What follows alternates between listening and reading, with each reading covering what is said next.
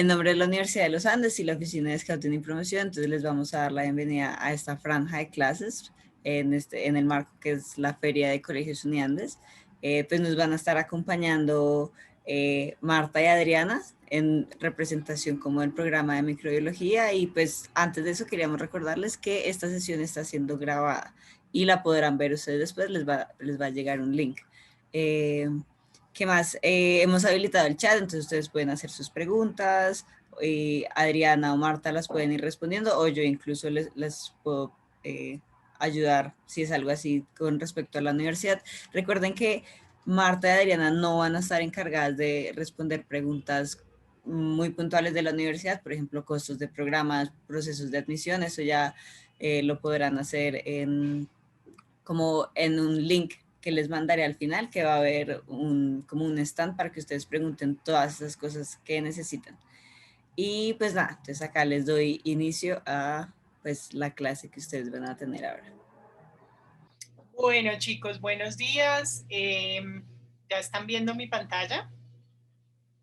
Sí, profesora, ya la vemos. Listo, perfecto. Entonces, esta presentación que les vamos a hacer hoy es algo muy similar a lo que sucede durante una clase introductoria en microbiología. La profe Adriana Celis y yo somos profesoras de un curso de primer semestre en microbiología que se llama Biología de los Microorganismos.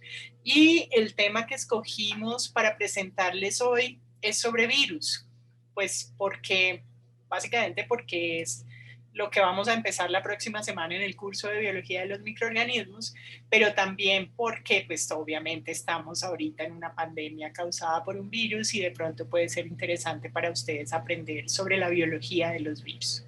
Entonces, bienvenidos todos. Cualquier pregunta, por favor, escríbanla en el chat. La profe Adriana va a estar pendiente del chat y ella pues reunirá preguntas similares y intervendrá para ponerlas pues aquí para todos en su momento. Bueno, entonces comencemos. Empiezo esta charla presentándoles la manera en que los biólogos y microbiólogos entendemos hoy en día la clasificación de los seres vivos. Y esta clasificación se organiza en dominios, ¿cierto? Los dominios que conocemos hoy son 3: dominio bacteria, dominio arquea y dominio eucaria. Esta clasificación surgió más o menos a finales de los años 70, las hizo un investigador que era un químico cuyo nombre es Carl Woese, y Carl Woese lo que hizo fue pensar qué molécula, qué estructura, qué había en todas las células de todos los organismos conocidos para poder comparar, ¿cierto? Que fuera algo similar que permitiera ver cómo la evolución ha actuado en los diferentes grupos de organismos, pero que fuera una cosa compartida, comparable para todos los organismos conocidos. Y él llegó a trabajar con el RNA que se encuentra siendo parte integral de los ribosomas de todas las células, ¿cierto? Por eso se llama RNA ribosomal. El RNA ribosomal, a si ustedes ven mi puntero. Perfecto, entonces esta es la estructura del RNA ribosomal.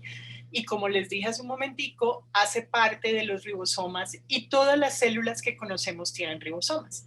Entonces, por eso al RNA ribosomal se le conoce como el cronómetro molecular, pero es un cronómetro evolutivo porque me permite ver cómo van cambiando las bases nitrogenadas que conforman esa estructura del RNA ribosomal. Acuérdense que un RNA está compuesto por nucleótidos y de esa manera yo lo puedo alinear y entender cómo han ido divergiendo los diferentes organismos en el tiempo evolutivo. Entonces, por eso todos los que trabajamos con microorganismos apreciamos muchísimo el trabajo de Carl Woese. Hoy en día analizar el RNA ribosomal es muy sencillo, pero en la época en que Carl Woese lo diseñó fue tremendamente complicado. Y gracias a Carl Woese fue que se entendió que las arqueas eran un dominio diferente de las bacterias, porque antes se pensaba que arqueas eran los ancestros de las bacterias.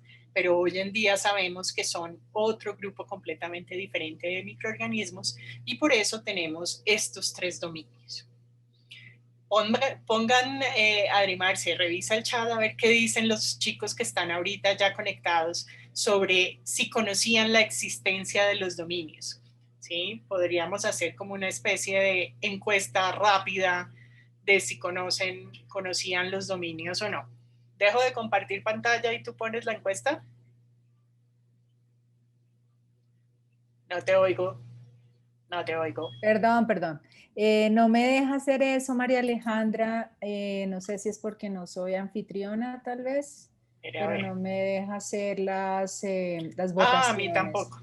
A mí tampoco. Okay, María Alejandra, de pronto yo puedo ayudarles, pero tienen que guiarme. Porque yo... Si quieres me pones como coanfitriona y yo creo que ahí ya me deja. Es que creo que ya eres coanfitriona, pero no, como coanfitriona no. Pucha, tienes que ser anfitriona. Si quieres, para eso. déjame como anfitriona solamente por este rato y luego te lo paso. Listo. ¿Te parece? Dale. Listo. Eso, ya eres anfitriona. Vamos a hacer entonces aquí una breve encuesta. Y la respuesta debe ser muy sencilla, porque lo que queremos saber es si ustedes conocían de la existencia de los 3 dominios, y la respuesta debe ser sí o no. No, no me deja, ¿sabes? No me deja hacer votaciones. No, qué raro. Qué mal. Bueno, ya. Listo. Sí, pónganlo en el chat entonces, chicos. Escriban en el chat, respondan sí o no. ¿Conocían la existencia de esta organización en 3 dominios? ¿Sí o no? Acá bueno, ya tenemos un no, sí, hay varios que sí, hay varios que no. Bueno, entonces ahora todos los que no tienen la tarea de ir a contarle esta buena nueva a sus compañeros de colegio y a sus profesores, porque es una organización diferente de la forma de entender cómo funcionan los organismos vivos. Muy bien para los que sí y la tarea pendiente para los que no. Entonces vamos a seguir ahorita. Ok, entonces, en resumen, jovencitos, lo que sabemos es que los organismos entendidos en la definición de qué es un organismo se agrupan en estos 3 dominios: dominio arquea, dominio bacteria, dominio eucaria. Y dentro del dominio eucaria caen los reinos de los hongos, de los protistas, otro que se llama cromista, que tal vez algunos conocen, el reino de las plantas y el reino de los animales. Es decir, la gran mayoría de las cosas que estudiábamos como reinos están agrupados dentro de este dominio eucaria, que como ya se imaginan agrupa las células que tienen núcleo y organelos rodeados por membrana dentro de su citoplasma. Mientras que arquea y bacteria son procariotes, es decir, no poseen organelos rodeados por membrana en su estructura. ¿Y entonces los virus qué? ¿Sí? ¿Dónde metemos a los virus en esta organización? Pues resulta que hay otra propuesta de organización que dice que yo puedo pensar en organismos celulares, es decir, con una estructura basada en células, que son las arqueas, bacterias y eucarias, pero también existen organismos acelulares, ¿sí? Esto significa que su estructura no está basada en las células. Esto, jovencitos, si ustedes se van a las definiciones de sus libros de biología, entra en contradicción, ¿cierto? Porque todos nos decían que los seres vivos están basados en estructura celular. Pues resulta que con la investigación y con los avances en los años, uno ha encontrado que ya no solamente son los virus, sino que hay viroides y hay priones, que son otros organismos, pero pónganle comillas porque pues esto todavía es un tema de discusión, esta propuesta de clasificación. Entonces, consideremos a los virus como organismos acelulares. Y para definir los virus, pues tendríamos que hablar de agentes infecciosos que son tremendamente pequeños, o sea, el tamaño de los virus los expresamos en nanómetros, ¿sí? No poseen células como su estructura básica y no tienen metabolismo ni capacidad de replicación independiente, ¿sí? Esto nuevamente, si vamos a los libros de texto de la definición de lo que está vivo, ahí tenemos problemas. Sin embargo, son organismos acelulares, si aceptamos esa definición, que si nos enfrentamos a la pregunta de están vivos o no están vivos, realmente la respuesta no va a ser sí o no, sino que hay que considerarlos como parásitos intracelulares obligados, ¿sí? Por lo que ya dijimos antes, requieren de una célula para poder hacer sus funciones. ¿Por qué es tan difícil ponerle sí o no y más bien llegamos como a este punto intermedio? Porque los virus evolucionan, ¿cierto? Y la evolución es una condición sine qua non para cualquier ser vivo. Entonces nos enfrentamos a una entidad, entre comillas, organismo, ¿sí? Que evoluciona, pero no es capaz de un metabolismo independiente. ¿Listo? Bien, ¿cuál es la estructura básica de los virus?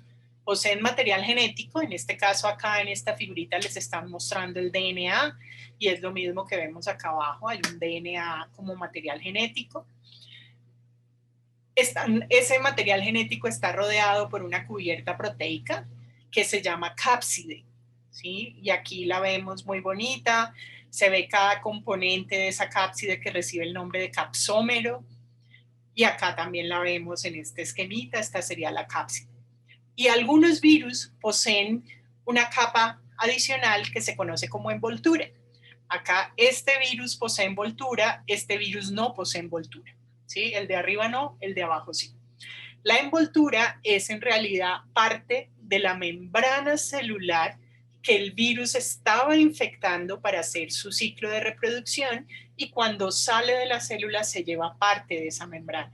Entonces, esta membrana es una especie de bicapa lipídica que el virus arrastra cuando sale de la célula. Eso es lo que conforma la envoltura. Si se dan cuenta, también en la estructura podemos tener estas proyecciones que se conocen como espículas, ¿sí? Que bueno, en inglés es spikes, y por eso en nuestro virus de moda, el coronavirus SARS-CoV-2, sabemos mucho ahora últimamente de la proteína S, y esa S viene pues de la inicial de spikes, que en español es espícula. ¿Listo? Bueno, ¿a quiénes infectan los virus? A todos los tipos de células que conocemos. Es decir, hay virus para células animales, de plantas, de protistas, de hongos, de bacterias y de arqueas. Lo que sucede es que son específicos para cada tipo de célula y son específicos muchas veces para cada especie de organismo de ese tipo de células, ¿sí?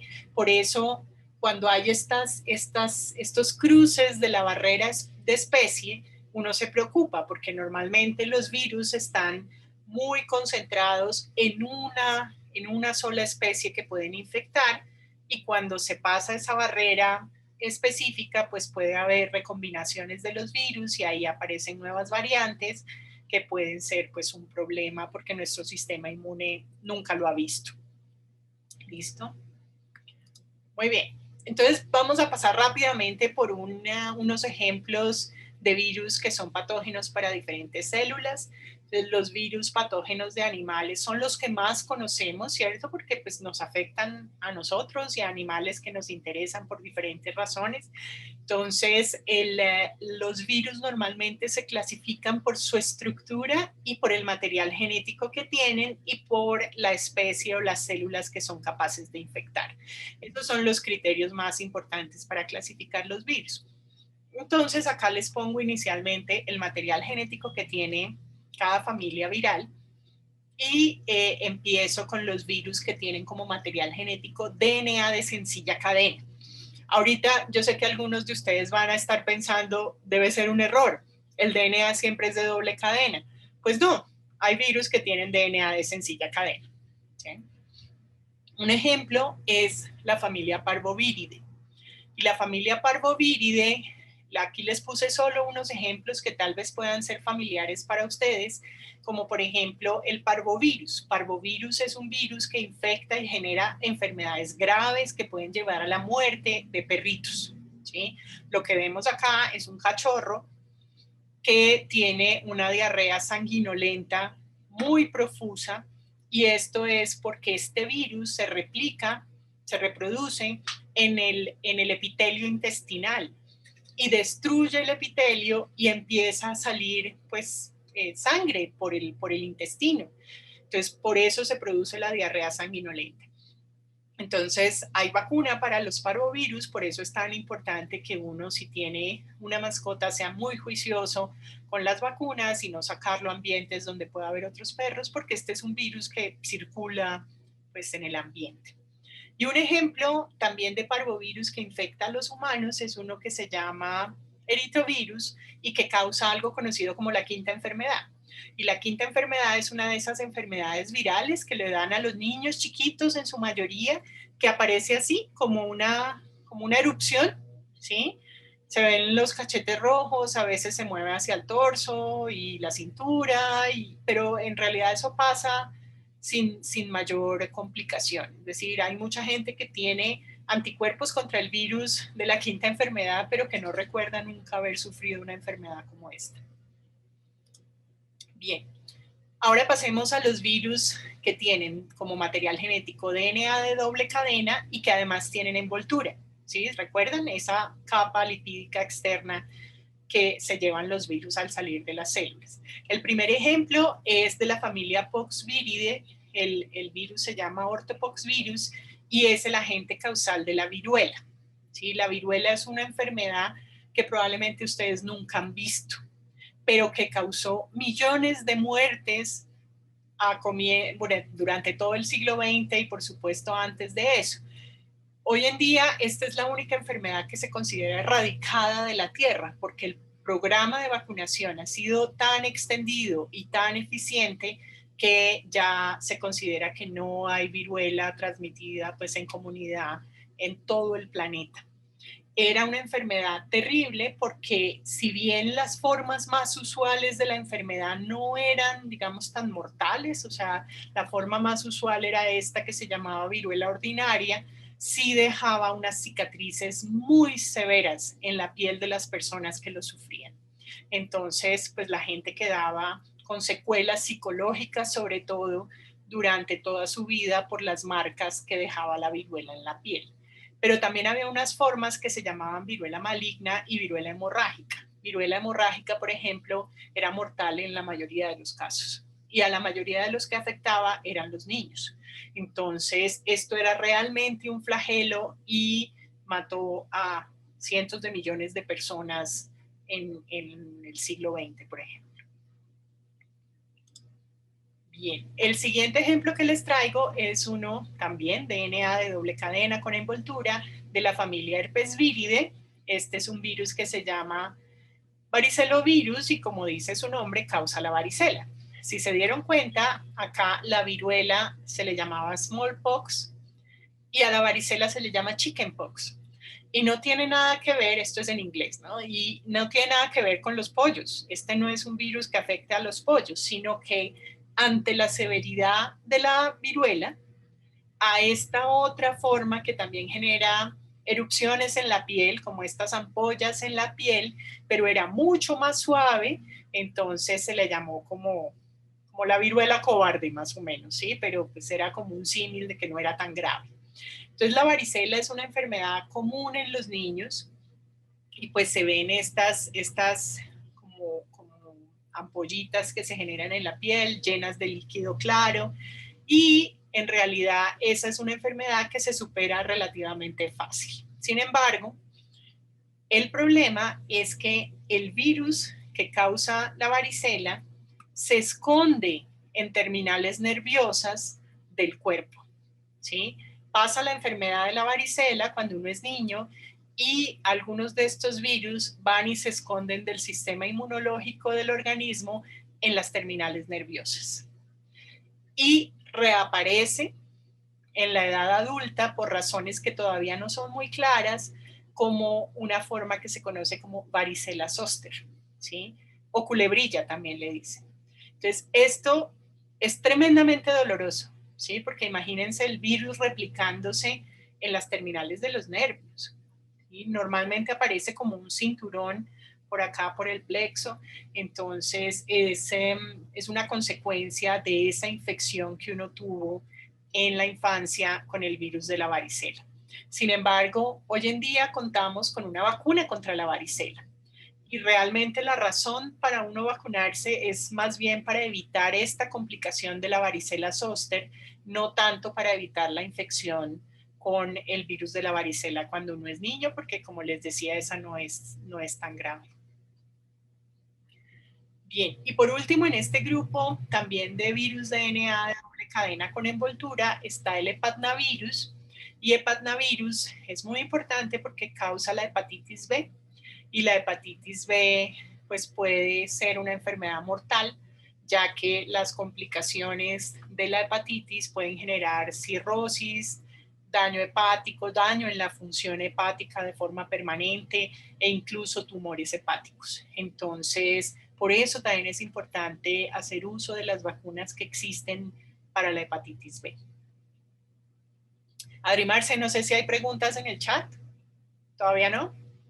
No, todavía no hay preguntas, pero Listo. a hacer preguntas, chicos, que está muy interesante todo.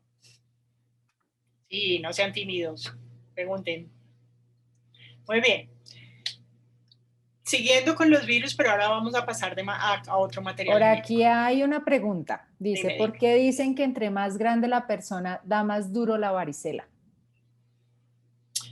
Sí, esa es una buena pregunta y el tema es que la respuesta inmunológica es lo que media ahí. ¿Quién hizo la pregunta, Adri Marce?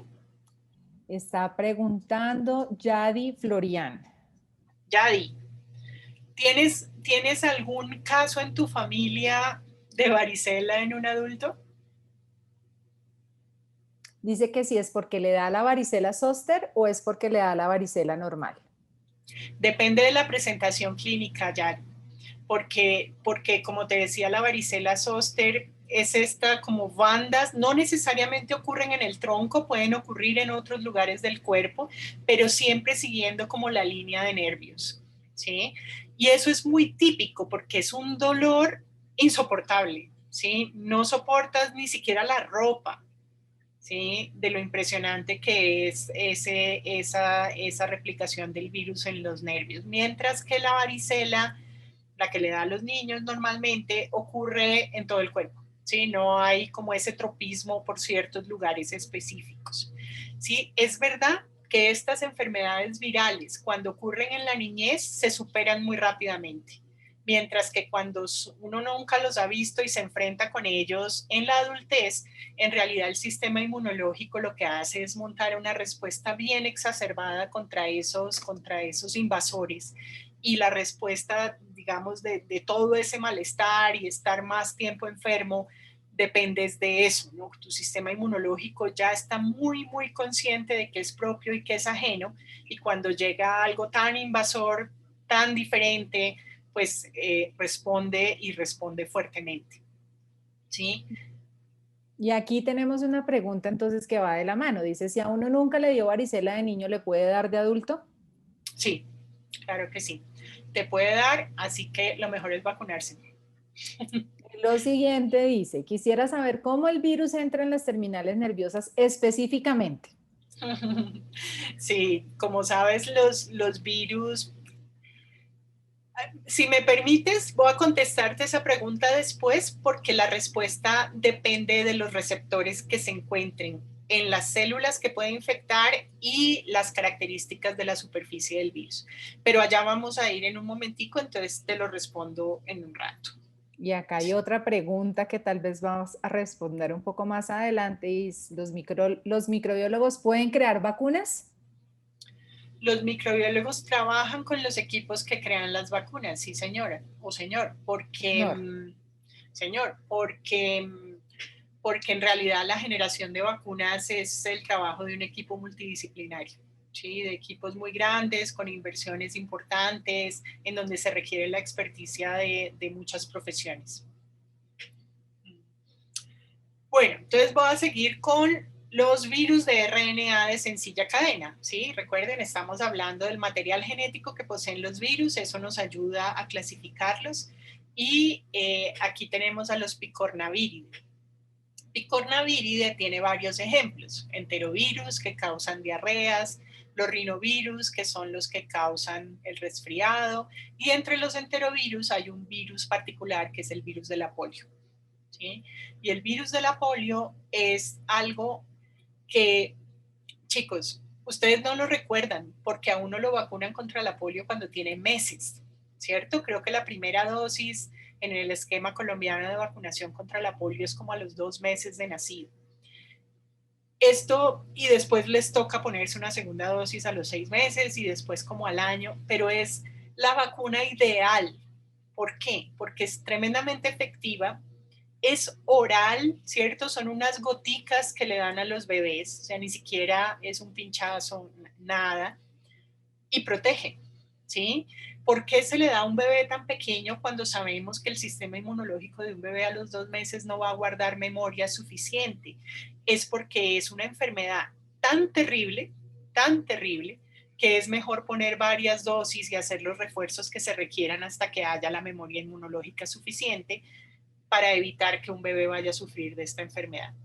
Esto que ven ustedes acá son niños que sobrevivieron a la infección con el virus del polio, y esto es hace 10 años, ¿sí?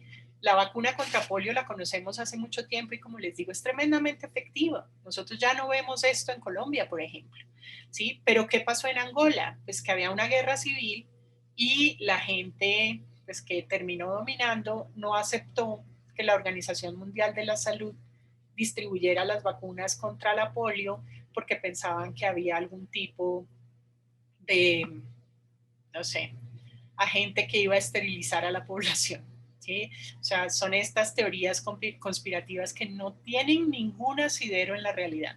Y miren los efectos, miren lo que sucede. El polio es un virus también que afecta al sistema nervioso.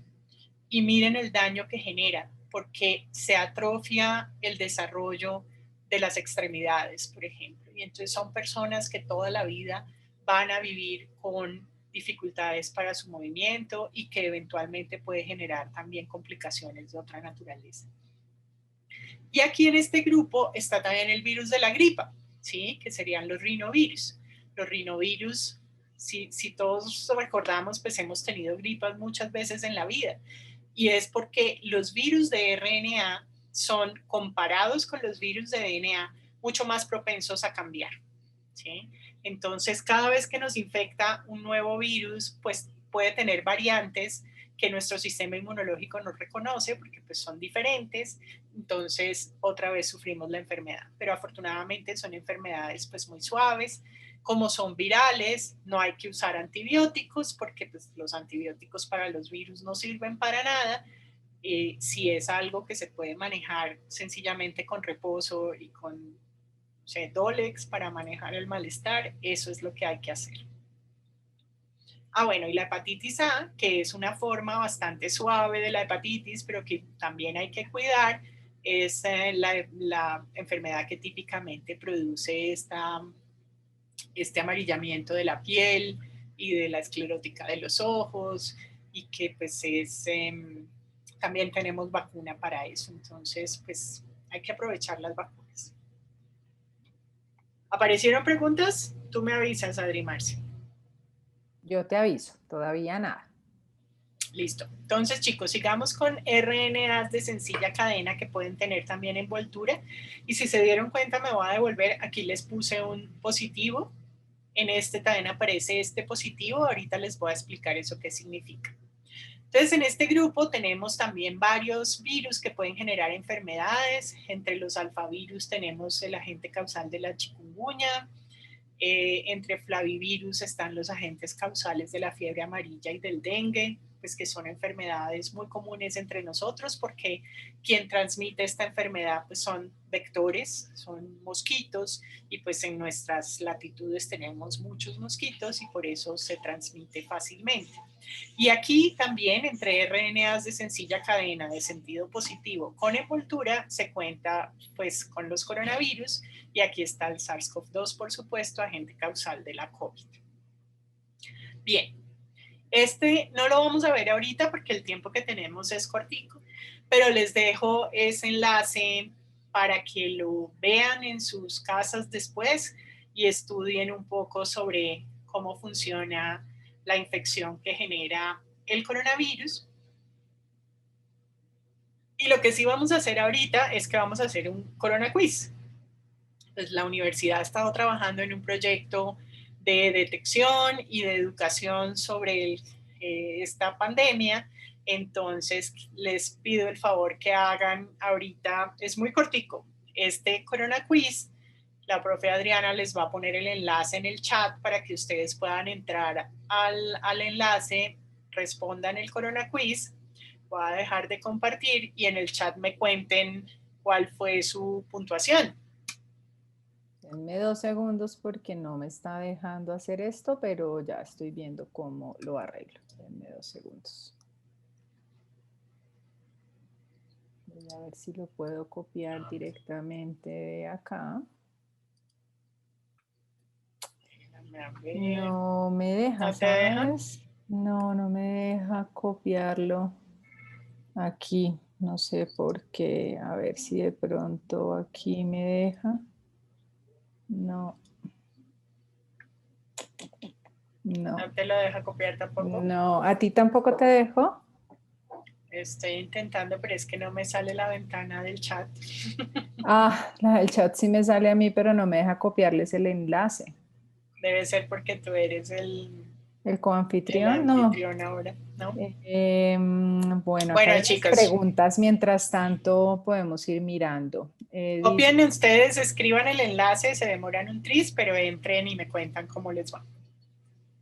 Entonces vamos mirando estas preguntas mientras tanto. Dice, ¿qué hace una vacuna dentro del cuerpo de las personas? ¿Por qué la vacuna de COVID la crearon tan rápido?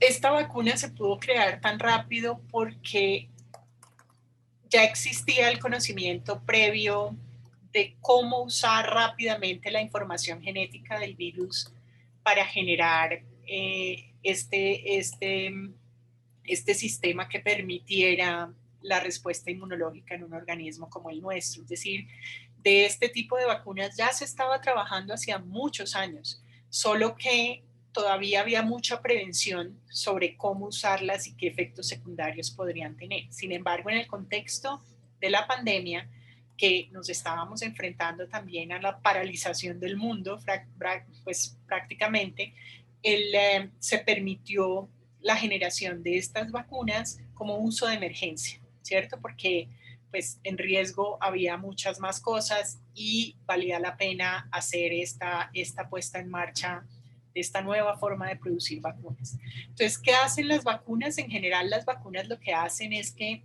te inoculan una porción del organismo del que causa la enfermedad para que tu sistema inmunológico monte una respuesta y guarde memoria de eso, para que cuando te llegue este agente causal de la enfermedad completo, infeccioso, tu sistema inmunológico ya tenga la memoria y rápidamente pueda decir, uy, pilas, esto yo ya lo vi, tengo mis células de memoria, produzco anticuerpos rápidamente para inactivar este agente infeccioso. Eso es lo que hacen las vacunas. Por acá preguntan, entre los virus de ADN y ARN, ¿cuál es más peligroso? Como te diste cuenta, a quien pregunte, tenemos tanto virus de DNA como de RNA que causan enfermedades que pueden ser mortales. Sin embargo, la mayor preocupación se da con los virus de RNA, probablemente porque son virus que cambian más fácilmente. El RNA es un material genético que es más susceptible a mutaciones que el DNA. Entonces, los virus de RNA cambian con mucha mayor velocidad. Pero eso no quiere decir que no nos preocupen las enfermedades causadas por virus de DNA. Si se dan cuenta, empezamos hablando de enfermedades causadas por virus de DNA y para muchas de ellas hay vacunas. Y eso significa que en su momento causaron tal cantidad de muertes que fue necesario invertir recursos y esfuerzos e investigación para poder desarrollar esas vacunas. Y por acá dice, ¿la vacuna en qué tiempo pierde efecto en el cuerpo? Lo que se espera es que, digamos, esa parte del agente infeccioso que te ponen para que tu sistema inmunológico responda, eso se pierde del cuerpo en un momento que depende de lo que te pongan. Sin embargo, lo que siempre se espera es que tus células de memoria de tu sistema inmune queden ahí como adormecidas, pero listas para responder cuando el organismo completo infeccioso vuelva a entrar en contacto contigo. Entonces, no tiene que ver con el tiempo de permanencia de lo que te ponen en la vacuna. Lo que tiene en realidad efecto es el tiempo de la memoria inmunológica que se genera con esa vacuna que te pusieron. ¿Sí? Entonces, por eso, pues ahorita con la pandemia, en realidad estamos apenas estudiando, es que este virus no lo conocíamos, entonces, pues toca hacer el seguimiento, toca hacer la vigilancia inmunológica de qué va pasando. De pronto nos va a tocar ponernos por un tiempo refuerzos anuales de las vacunas, eso todavía no se sabe, depende de cómo se vaya dando la respuesta del sistema inmune de las diferentes personas. Y ya pudieron ingresar al enlace, entonces, ¿cómo van, chicos? ¿Pudieron responder? Por acá veo una manito diciendo que ok, de Luisa. Súper. ¿Qué ves tú de Luisa, los puntajes? Acá dice Luisa, Dana, Juan, Miguel, Sofía, todos han estado ingresando.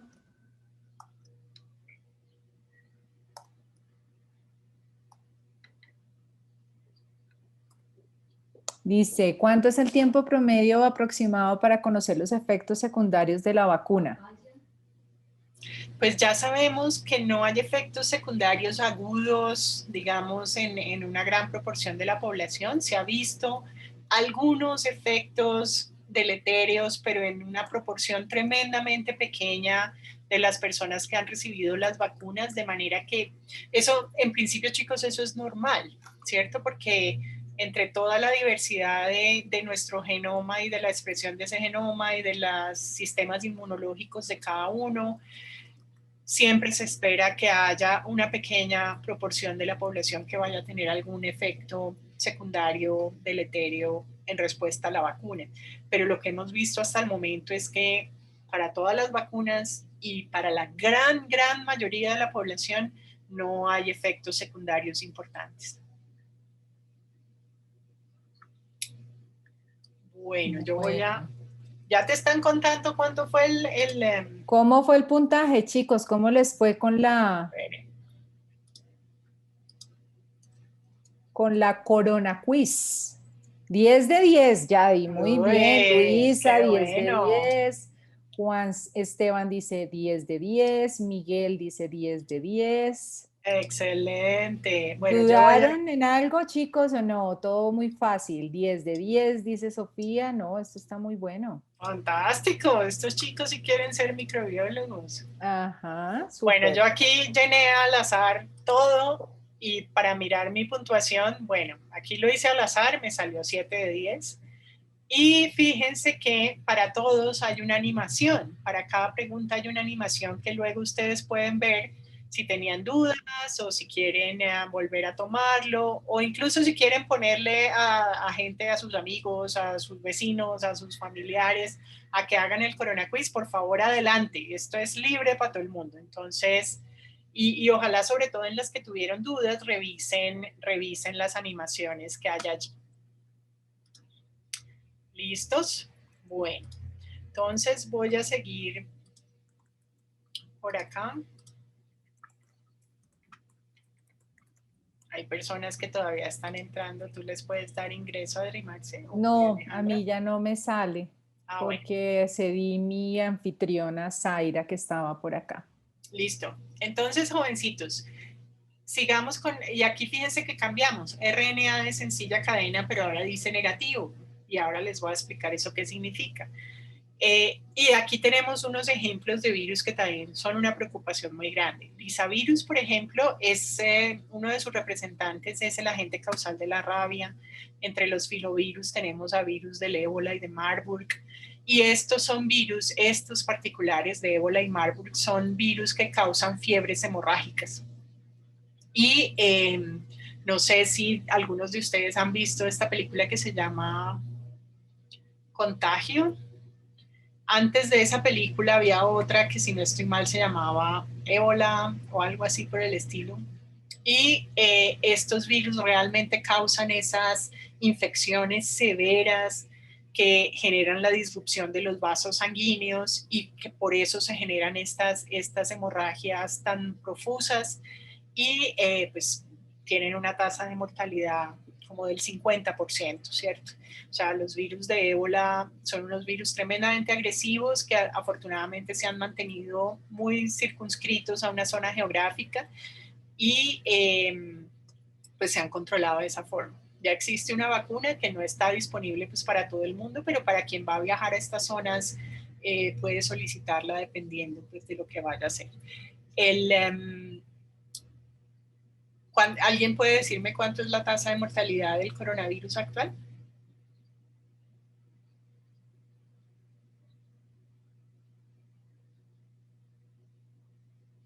No tenemos cifras en el chat, pero me están contando que ya vieron Contagio, que les ha parecido genial. Qué bueno. Por acá dice Sofía que porque el virus del ébola no se expandió a nivel mundial y ojalá que no se expanda porque sería catastrófico. Sí, porque es tan grave la enfermedad que la gente se autocontiene, ¿cierto? El malestar es tan serio que la gente no sale de su casa. Y además es tan evidente que algo muy malo está pasando, porque con estas hemorragias que ocurren por los ojos, por la piel, por todas las mucosas, pues la gente tiende a también hacer cerco muy naturalmente y de hecho así sucedió en sus orígenes. Los primeros reportes de epidemias de ébola ocurrían en aldeas muy apartadas en algunas zonas en África y pues lo que hacían en ese momento era que cerraban la aldea. Nadie entra, nadie sale. Los que sobreviven, sobrevivieron, los que no, pues no. Y de esa manera se ha contenido. No sé si recuerdan que hace como unos 3 o 4 años hubo un gran revuelo porque se encontraron casos de ébola en una ciudad costera en el África. Entonces eso abría la posibilidad para que se dispersara por el mundo, pero pues también ahí la Organización Mundial de la Salud y las Naciones Unidas y la Cruz Roja hicieron una contención inmediata para evitar que eso se esparciera, porque pues, es un virus de una mortalidad muy alta. Y solo para que tengan referencia, ébola puede generar 50% de mortalidad, mientras que el coronavirus SARS-CoV-2, que es el agente causal de nuestra pandemia actual, tiene por ahí un porcentaje de mortalidad que no llega al 3%, está como en el 2%. Bien, entonces chicos, yo voy a tener que correr un poco porque no, el tiempo ya se nos está acabando, pero quiero dejarles esta información. Un RNA de sencilla cadena, también de sentido negativo, es el virus de influenza. E influenza ha estado con la humanidad por muchos años. Si recuerdan, la pandemia más famosa última antes de esta fue la de la influenza o gripe española, también le decían, de 1918, y este es un virus que tiene RNA de sencilla cadena, pero está fragmentado el genoma, son varias cadenitas de RNA. Y esto que ven acá, que son como los equivalentes de las espículas de nuestro coronavirus, son en realidad glicoproteínas que le sirven al virus ya sea para reconocer la célula a la que van a infectar. Entonces, por eso les decía que ahorita les contestaba, porque estas estructuras sirven para que el virus pueda unirse a la superficie de las células que va a infectar. Y por eso es que son específicos, porque si la célula no tiene ese receptor para que el virus pueda unirse inicialmente, pues no la puede infectar. ¿Sí? Si lo tiene, pues entonces podría ser susceptible a la infección. Y estos números que aparecen como H1N1, en realidad lo que me indican son las diferentes variantes de la hemaglutinina, que es esta estructura que sale acá como rojita, y la N es la neuraminidasa, y estas pues varían, porque recuerden, los virus RNA tienen mucha posibilidad para cambiar su genoma y por eso entonces cambian también las estructuras que se expresan. Entonces uno puede tener influenza H1N5 o H3N7 y todas estas generan epidemias o situaciones pues que hasta el momento se han logrado controlar. Todos saben que hay vacunas, pero son vacunas que hay que hacer refuerzos cada tanto. Bien, Voy a pasar por acá rápidamente porque el tiempo se nos está acabando, pero solo recordarles que los virus también pueden ser patógenos de plantas y tenemos muchos virus que afectan de forma muy importante plantas que nos importan por cosechas o por temas económicos. Y antes de que se me olvide, les voy a hablar de qué era lo positivo y lo negativo. Un RNA de sentido positivo significa que apenas ese RNA entra a la célula, los ribosomas lo reconocen como si fuera un RNA mensajero celular. Mientras que un RNA de sentido negativo significa que debe primero hacerse una copia complementaria, que digamos sería el equivalente del RNA de sentido positivo, porque este RNA de sentido negativo no es reconocido directamente por los ribosomas de la célula que infecta. Entonces, esa es la diferencia. Bien, yo les iba a presentar dos modelos, influenza y el bacteriófago T4, pero voy creo solo a mostrarles uno porque no alcanzamos. Este es un ciclo viral típico, este es el de influenza. La adhesión es el reconocimiento de esos receptores específicos y la interacción que establece una unión estable entre el virus y la superficie de la célula. Luego viene la entrada del virus a la célula. Fíjense que se forma una especie de vacuola en el que el virus queda encerrado, pero luego viene algo que se conoce como el desvestimiento, es decir, el virus es capaz de manipular para que lleguen, para que se protonice, es decir, se acidifique el interior de esta vacuola y eso hace que ya se libere el material genético del virus en la célula. Entonces, en el caso de influenza, que les decía, es RNA de sencilla cadena, pero varios fragmenticos, estos van al núcleo, en el núcleo se transforman en el sentido que se requiere, salen como un RNA mensajero que los ribosomas pueden leer y luego van ya a dirigirse hacia un sitio en la membrana de la célula en donde lo están esperando las estructuras que se han sintetizado por este lado. Fíjense, es que los virus son unos parásitos impresionantes porque usan los mecanismos celulares para multiplicar su material genético y para que sintetice las estructuras que requiere para salir como un virión infeccioso nuevamente. Entonces miren que acá, por ejemplo, usa el retículo endoplásmico rugoso para sintetizar las proteínas, pasa por el aparato de Golgi para hacerle las modificaciones que se requieren, se van estas estructuras a la membrana celular y ahí es donde ya luego se encuentran con el material genético para hacer una especie de gemación de salida de la célula y aquí ven por qué hay una envoltura, ¿cierto? Porque se lleva esa estructura de la membrana celular cuando sale. Bueno, ahí les dejo también, pues hay unas animaciones muy lindas que les presentan este ciclo, las pueden buscar en internet, ahorita no alcanzamos a presentarlas, sin embargo, aquí les muestro la estructura del material genético de estos virus, como ven son segmentos y además estos segmentos pueden recombinar entre ellos y eso genera estos cambios también a veces grandes que pueden implicar un cambio y una transgresión de la barrera de la especie. ¿Sí? Entonces un virus que antes solo infectaba gallinas puede encontrarse en un hospedero transitorio con un virus del cerdo, por ejemplo, se encuentran en una célula, recombinan su material genético y ahora tenemos un nuevo patógeno que puede llegar a infectar humanos. Bien. Voy a seguir por acá. Para ponerlo en perspectiva, chicos, en el mundo cada año hay 1.000 millones de casos de influenza. De estos, 3 a 5 millones se consideran casos severos. La mayoría de estos requieren unidades de cuidado intensivo. Y al año hay entre más o menos 300 y 600 mil muertes por causa de influenza. ¿Sí?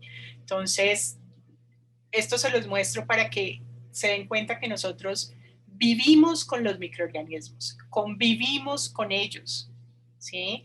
Tenemos que dejar de tenerle miedo a los virus, hay que hacer todo lo que hay que hacer, es decir, hay que cuidarse, hay que vacunarse cuando sea posible, hay que mantener el distanciamiento, hay que usar el tapabocas, hay que lavarse las manos, hay que evitar estar en sitios con mucha gente, porque mientras no nos vacunemos, vamos a estar expuestos a la posibilidad de una enfermedad grave porque el coronavirus es un nuevo patógeno. pero ya esto lo hemos vivido como humanidad. Entonces, acuérdense siempre de revisar la historia porque hay cosas que ya hemos vivido. Infortunadamente, chicos, les iba a presentar sobre los bacteriófagos, que son uno de mis temas de trabajo que más me gustan, pero el tiempo ya se nos acabó. Entonces, pues esta presentación les queda y ahí tienen los enlaces para que los miren. Este es un ciclo de vida de un bacteriófago. Y también, al igual que en los virus animales, los receptores son muy específicos, ¿sí? El virus tiene que reconocer la superficie de la célula que puede infectar y tiene que encontrar ahí sus receptores. Si no los encuentra, no las infecta. Son de verdad, ¿cierto? Estas son fotos de microscopía electrónica de verdad, así se ven, no es cuento de los microbiólogos que estudiamos los fagos para hacerlos interesantes, parecen naves espaciales. Y uno puede hacer unas pruebas de laboratorio muy sencillas que le permiten ver que están ahí, ¿sí? Y este es uno de esos ensayos que se llama ensayo en placa. Entonces, con los virus uno puede hacer muchas cosas y con los bacteriófagos también. Se pueden hacer vacunas, pueden ser vectores de terapia génica, funcionan en dispositivos, se pueden usar como control biológico. Y para cerrar, pues quiero que se lleven estas ideas importantes. Los virus son parásitos intracelulares que utilizan la maquinaria celular para su reproducción. Son altamente específicos en cuanto a las células que infectan. Es esencial seguir investigando siempre sobre su biología y forma de control. Han acompañado a la humanidad desde que tenemos memoria de que existe la humanidad y debemos aprender a vivir con los virus, en este caso el causante de la COVID y los que van a seguir apareciendo. Bueno, yo les agradezco mucho su atención, sus preguntas, su disposición. Aquí están los correos de Adriana y mío, si quieren escribirnos después. Y pues por ahora nos toca dejarlos, pero les damos un abrazo muy grande, les deseamos que estén muy bien, igual que sus familias, cuídense mucho y que les vaya muy bien. María Alejandra, nos toca irnos porque tenemos otra clase. Listo. Adriana, si quieres me puedes hacer anfitrión otra vez. Le di el paso de anfitriona a Zaira, entonces Zaira ya está como anfitriona. Entonces, sí, pues si ahí quieres deja a Andrea de una vez para que ella también no, pero yo coordine. ya, Ah, porque ya no yo puedes, soy yo no nada. sé qué tendría que hacer. Creo sí, que me pueden dejar a mí. a la derecha puedes poner en María Alejandra, en donde están los participantes. ¿Sí, Zaira? En Sí. participantes. Y ahí abres la pestañita y ahí te ¿Hacer deja anfitrión? anfitrión. Ajá. Listo, perfecto. Bueno, chicos, fue un gusto, que estén muy bien, bienvenidos. Cuídense Escríbanos mucho. si tienen dudas. Bueno, chicos, Chao. Mil yo les gracias, iba a Adri y decir Marica, por que su apoyo. Con ahí les mucho dejé gusto. en el chat un link, pues para que ustedes puedan ver como las siguientes actividades.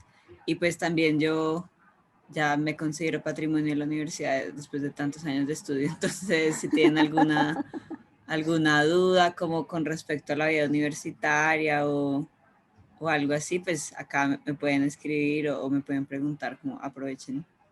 Si Sí, tienen pues alguna yo duda, pueden también escribir. estoy aquí si tienen preguntas específicas del programa, entonces si quieres, María Alejandra, me las vas filtrando en la medida que van saliendo, Sí, pues sí, si si es alguien tiene necesario. Si dudas alguien o... tiene dudas ya más específicas del programa, ya vieron toda una clase de todo lo que pueden estudiar, entonces pues nada, Sí, o estoy si tienen atenta. alguna duda, como, no sé, de la universidad.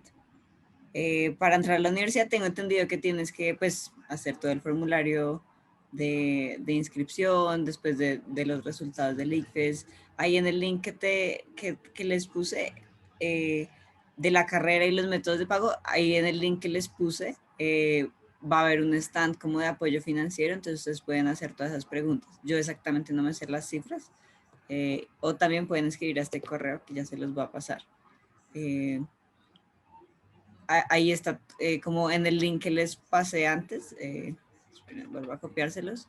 Acá hay como un stand sobre donde, ay, copié mal, donde ustedes pueden ir a preguntar estas cosas. Me imagino que habrán charlas más adelante, van a haber concursos y ay, ando copiando mal, pero es el primero que puse.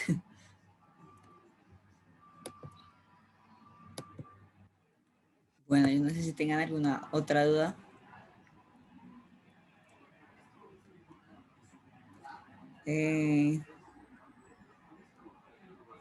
Ok, en relación a la pregunta que hace Anika, la que la hizo en privado, o sea, digamos que la genética tiene perspectivas tanto desde el ámbito biológico, digamos, con los seres grandes, como desde el ámbito microbiológico. Entonces ya depende del enfoque específico que quieras tener. Entonces la genética es cómo se transmite la información y eso lo hacen tanto los microorganismos como los organismos grandes. Entonces ya depende del enfoque que le quieras dar. Si quieres fijarte en genética humana es una cosa, entonces te puedes ir un poco más por biología. Si quieres mirar más aplicaciones biotecnológicas sería más útil hacerlo desde la microbiología. Entonces ya depende del enfoque que le quieras dar. Puede ser desde los dos programas. Zaira, a mí me preguntan cuál es la diferencia entre los programas del pensum anterior de microbiología y el actual. En este momento el programa es muchísimo más flexible. Tenemos más de 45 créditos con texto, que es electivo. Antes solamente teníamos 3 cursos electivos y la malla era muy rígida. En este momento, con la nueva versión del programa, lo que estamos tratando de hacer es precisamente darle mucho más versatilidad al programa y más flexibilidad para que ustedes puedan escoger y enfocarse en lo que más les llama la atención, con una malla que tiene 45 créditos flexibles. No quiere decir que ustedes se van a ir de la universidad sin haber visto un virus o sin haber estudiado los virus o los microorganismos tipo hongos o patógenos, pero sí van a tener una posibilidad de profundizar mucho más en lo que más les gusta. Y preguntan que si se ven las mismas clases. No son necesariamente las mismas, tenemos un núcleo básico, digamos, que les da todos los fundamentos para enfrentar este tipo de cursos que les estoy contando, que son con texto, que son flexibles, que les da los fundamentos y hacia adelante igual van a ver cuáles son las bacterias, cuáles son los virus, cuáles son los hongos, pero lo van a ver desde un enfoque contextualizado, ya sea en patógenos, ya sea en efectos ambientales, en bioremediación, que les va a dar mucha mayor versatilidad en el proceso. Listo. Yo no sé si alguien tenga más dudas con respecto a cualquier cosa, vida universitaria, universidad, carreras, no sé. Como aprovechen.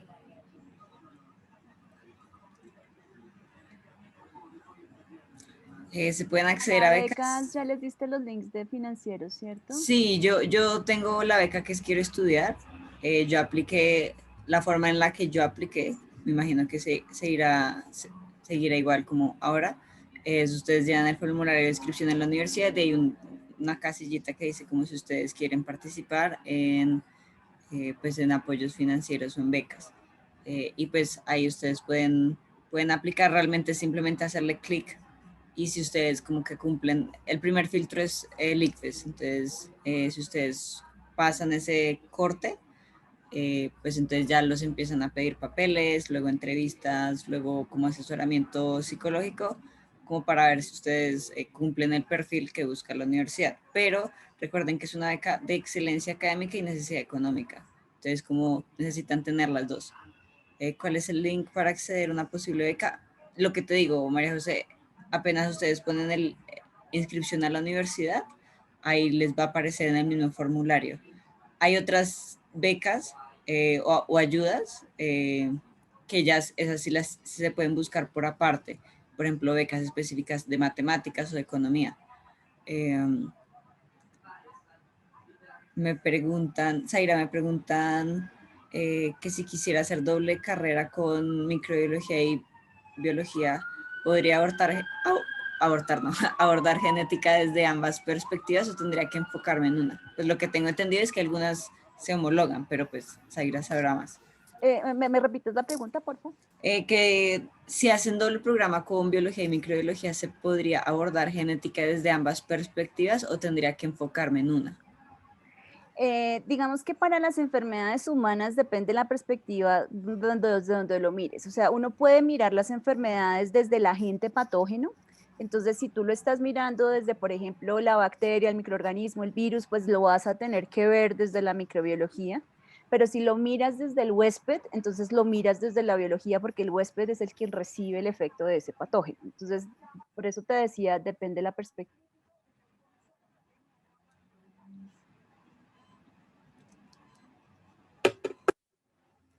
Listo, chicos, yo no sé si tengan alguna otra carrera. Ay, bueno, carrera no, pregunta. Sobre la carrera. ¿Cómo decidir entre ingeniería biomédica y microbiología? Bueno, pues yo estudié química y ingeniería biomédica. Uy, se me fue el chat.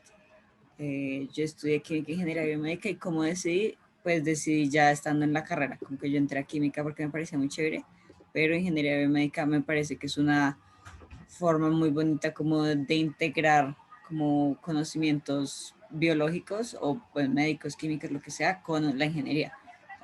¿Cómo decidir? Pues tienes que tener muy claro que son muy diferentes, ¿no? Por ejemplo, ingeniería biomédica tiene un componente de ingeniería muy fuerte, como muchos números, mucha programación, cálculos, físicas, que no es tan fuerte como en microbiología. No digo que no se vea, pero pues son menos físicas, por ejemplo, o menos cálculos que se tienen que ver. Y como decir, pues tienes que ver, porque son carreras bien diferentes. Pero las dos se pueden complementar muy bien. O sea, podrías estudiar ingeniería biomédica y hacer opción en microbiología, o estudiar microbiología y hacer opción en ingeniería biomédica, que eso es una opción, significa como no tienes que dar toda la carrera, sino es unos cursos, ¿sí? Entonces, eso podría ser como una forma para decidir como cuál de las dos te gusta, o si quieres hacer las dos, la verdad, hacer dos carreras es súper complementario y te deja muy bien preparado.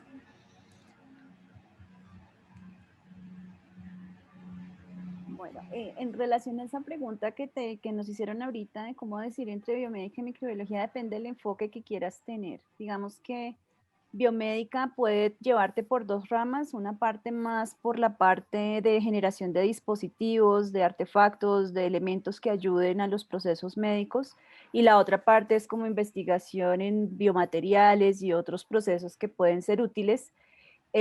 Mientras que la microbiología te va a enfocar es desde el microorganismo o desde el organismo que genera esos procesos. Entonces, tomar una decisión entre una y otra depende de qué te interesa más, si el organismo o la solución. Y pues del enfoque es un poquito diferente. Sí, también pues para complementar la respuesta es que se puede complementar, o sea, por ejemplo, puedes trabajar en áreas de ingeniería biomédica en términos de investigación, pero con los conocimientos de microbiología, que eso es lo que yo hago, como interesa mucho la ingeniería biomédica, pero aplicando mis conocimientos de química. Entonces, como pues es simplemente complementar conocimientos. Claro está que ingeniería biomédica es un poquito, pues es muchísimo más amplia en el sentido de que hay varias ramas, tanto como lo que decían dispositivos, como por ejemplo programación como de imágenes, redes neuronales, es algo bastante fuerte en la universidad. Y pues no sé, como biomateriales o genética, o sea, ingeniería biomédica simplemente te da como conocimientos de todas las áreas para que los puedas aplicar. Entonces, como ingeniería biomédica es como saber de todo, pero no saber mucho de algo, mientras que microbiología sí sabes mucho de algo. Entonces, como que es una forma chévere de complementarlo. A mí me parece que son carreras muy bonitas, las dos. De acuerdo, ambas son fascinantes. Claro está que si estás preocupado por el futuro laboral, una ingeniería es bastante buena.